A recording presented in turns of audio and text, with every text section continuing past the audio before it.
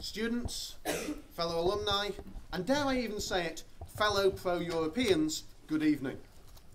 I'm the second generation of Sheffield University alumni in my family. My parents both studied modern foreign languages here at Sheffield University. They both lived in Spain for part of their degree course before we were members of the European Union, which proves that you don't have to be in the EU in order to be able to study abroad. And it was from them that I gained my love of Spanish culture and other European cultures.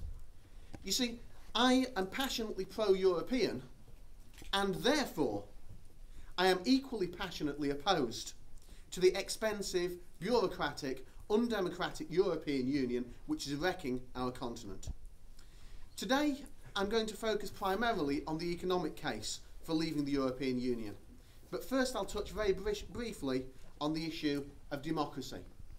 There is a huge democratic deficit in the EU, not least because it's the unelected Commission, not the elected Parliament, which is the main driver of EU legislation. Imagine that in the UK.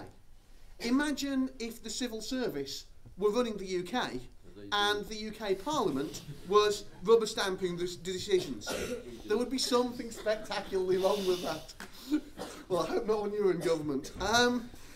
The system just lacks so many features of a true parliamentary democracy. And yes, in the European Parliament, of course, there's a party line. MEPs are expected by their groups to vote in particular ways. But what there isn't is the check and balance of having a government and a loyal opposition that is there to oppose, to scrutinise properly. What they do have, whereas the UK Parliament has to decide on maybe 50, 60 acts of Parliament a year, the European Parliament is supposed to somehow be able to effectively check and scrutinise up to 4,000 new regulations a year. It just isn't possible. But on the economy, I ask, what is it that we get for the astronomical amounts of money that we spend and pour into the EU? Yes, of course, we get some of our money back to be spent on projects agreed by the EU, as we've heard earlier. But I ask you, would you spend £20 to get a £10 Marks and Spencer's voucher? Would you spend £20 to get that same £10 Marks and Spencer's voucher if it also tied you into a hugely complex contract that could leave you hundreds of pounds a year worse off? And that's really the scale of what we're talking about here, about the European Union membership. We pay over £50 million a day, £600 a second, directly into EU coffers, taxpayers' money, only to receive some of it back with strings attached as EU funding, where we're expected to fly the EU flag, and Mr. Bulmer seems to expect us to be somehow pathetically grateful. But remember that every single European project that we hear tonight that is supposed to help us has been paid for and more in our taxes. But the true scale of the cost, the destruction of our farming and fishing industries as other countries overfish British waters, the EU regulations which are strangling our small businesses, the true scale of the cost is many, many times higher than just £50 million a day. An EU Commissioner even once admitted a €600 billion cost a year of the single market. That's about the same as the entire economy of Holland. Why do we think that Norway and Switzerland, who choose to remain outside the European Union, are so much better off than we are? Is it because Norway has oil, just like we do? Is it because Zurich is a major financial centre, just like the City of London? The fact is that the key difference is that they don't have the European Union draining their finances like a leech sucking their blood. So, what do we get? The coalition put this country through hardship and pain, making cuts, frankly, in all the wrong places. And then an entire year of cuts were wiped out with a single stroke of a pen when we contributed to the first euro bailout in Ireland.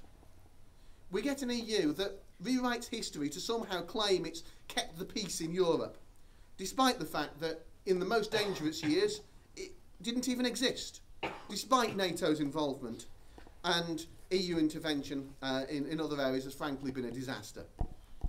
We're told that being members of the EU is important because 3 million jobs depend on trade with the EU.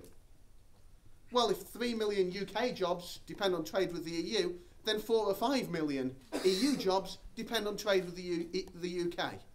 We are Europe's best customer. Outside the EU, of course they'd want to still trade with us. It's in their own best interests to continue to do so.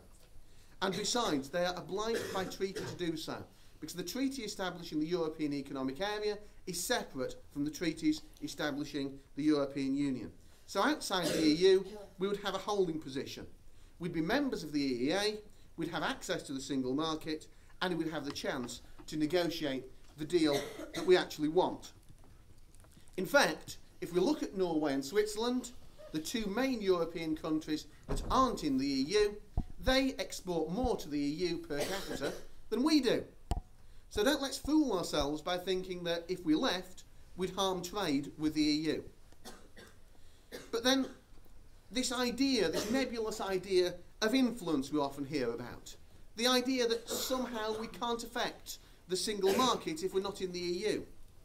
Well, of course, Switzerland has to obey EU rules when it trades with EU countries.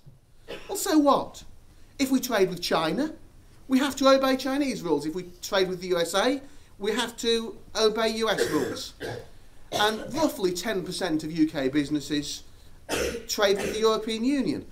And less than 20% of the 120,000 European Union regulations that we have to obey are to do with EU trade. And yes, we have a say at the moment, but we have a 1/27th of a say in the Council of Ministers, 9.8% of a say in the European Parliament. So when we hear about influence on trade that affects the UK, remember, it's 1/27th of a say in less than 20% of the regulations that affect only 10% of our businesses. It is vanishingly small when you compare, as a major player, to the influence that we lose by being members of the EU and our seat at the World Trade Organization, which lies empty because we're EU members. There are real things that we actually lose. And the fact is, as we've heard earlier, the EU's influence is shrinking with the emergence of growing markets. So the trade that we should be worried about is the trade with the rest of the world. That's what's been in decline thanks to EU protectionism and EU tariffs. We want to be free from EU tariffs that are hindering our trade with the rest of the world, and let's have the opportunity to negotiate for ourselves. Let's not be little Europeans pursuing failed protectionist economic policies long after it's clear that they don't work. Let's open our minds to the whole globe, and let's look and see how we can meet the challenges of the 21st century together. Thank you.